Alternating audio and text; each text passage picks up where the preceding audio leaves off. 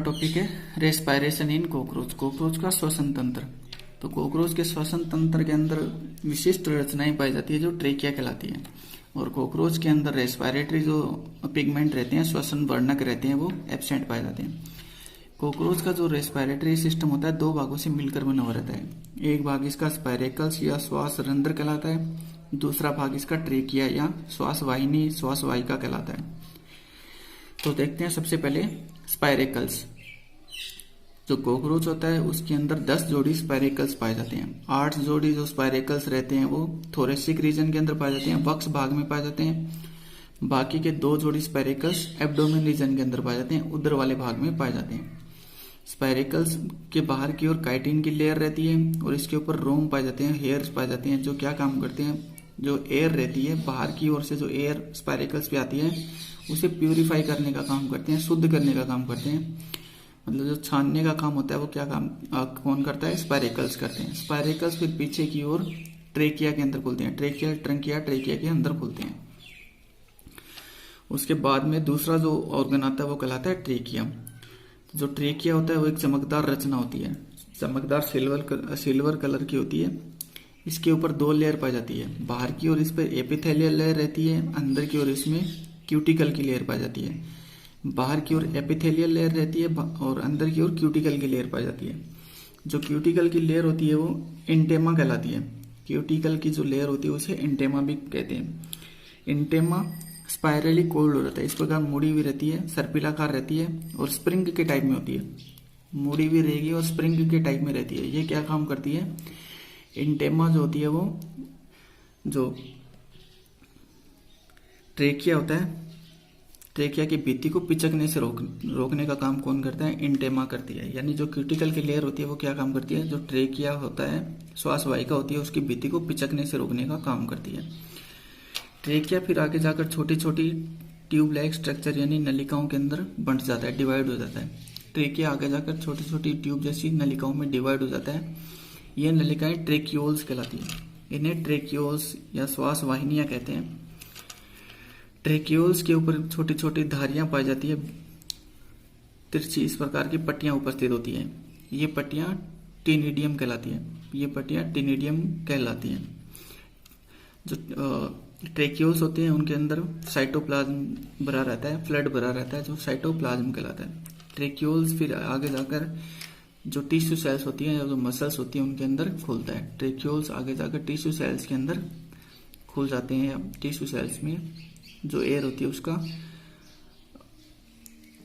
पहुंचाने का काम करते हैं। आगे जाकर फिर जो ट्रेकियोल्स रहते हैं वो टिश्यू सेल्स को एयर पहुंचाने का काम करते हैं। तो ये तो था इसका इंटरनल स्ट्रक्चर। जो ट्रेकिया और जो स्पायरेकल्स होते हैं उनकी इंटरनल स्ट्रक्चर किस प्रकार की होती है। अब इसके बाद में इसमें देखते हैं इसका मैकेनिज्म, रेस्पायरेशन या श्वसन की जो क्रियाविधि होती है वो किस प्रकार से कॉकरोच में होती है वो देखते हैं। तो कॉकरोच के अंदर एक्सटर्नल और इंटरनल, आंतरिक और बाहर दोनों प्रकार का रेस्पायरेशन पाया जाता है, जो किसके द्वारा होता है, स्पायरेकल्स के द्वारा होता है, श्वास रंध्रों के द्वारा होता है। श्वास रंध्रों के द्वारा क्या होता है, रेस्पायरेशन की जो प्रोसेस होती है वो पूरी प्रोसेस कंट्रोल रहती है।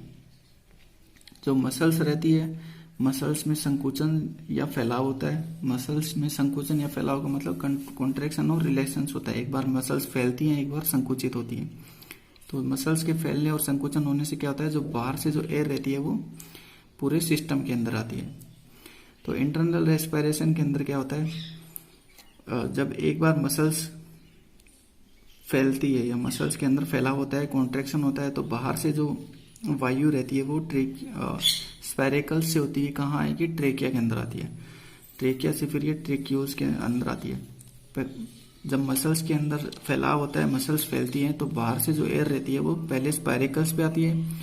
स्पायरेकल्स उस एयर को प्यूरिफाई करता है। जो प्यूरिफाइड एयर होती है वो फिर ट्रेकिया के अंदर आती है। ट्रेकिया से फिर ये ट्रेकियोल्स के अंदर आती है। ट्रेकियोल्स के अंदर साइटोप्लाज्म भरा हुआ रहता है। ये जो साइटोप्लाज्म होता है उस एयर के साथ में मिक्स हो जाता है। साइटोप्लाज्म जो रहता है एयर के साथ में मिक्स हो जाता है। फिर ये जो साइटोप्लाज्म और जो एयर रहती है वो डिफ्यूजन के द्वारा कहाँ आती है, मसल्स के अंदर आती है।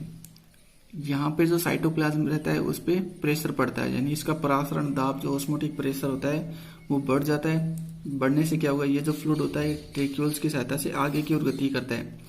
परासरण जो गति होती है उसी के द्वारा ये आगे पीछे जो साइटोप्लाज्म रहता है आगे पीछे गति करता रहता है। अब जैसे ही इस पे परासरण दाब बढ़ेगा तो ये आगे की ओर गति करेगा, तो जो एयर और जो साइटोप्लाज्म रहते हैं दोनों एक साथ आगे की ओर बढ़ते हैं, और फिर ये जो एयर रहती है वो डिफ्यूजन के द्वारा मसल्स के अंदर पहुंच जाती है, और जो साइटोप्लाज्म रहता है वो फिर जैसे ही मसल्स के अंदर संकुचन होता है वापस साइटोप्लाज्म जो रहता है पीछे की ओर हट जाता है। तो इस प्रकार से जो रेस्पिरेशन की जो प्रोसेस होती है वो पूरी चलती रहती है। सबसे पहले क्या होता है, मसल्स में फैलाव होता है। मसल्स जैसे ही फैलेंगे क्या होगा, बाहर से जो एयर रहती है वो स्पाइरेकल्स की सहायता से कहाँ आती है, ट्रेकिया में। स्पाइरेकल्स एयर को प्यूरिफाई करेगा, प्यूरिफाई करने के बाद में ट्रेकिया में भेजता है। ट्रेकिया से फिर ये एयर आती है ट्रेक्यूल्स के अंदर। ट्रेक्यूल्स में साइटोप्लाज्म भरा हुआ रहता है। ये जो साइटोप्लाज्म रहता है ये एयर के साथ में मिक्स हो जाता है।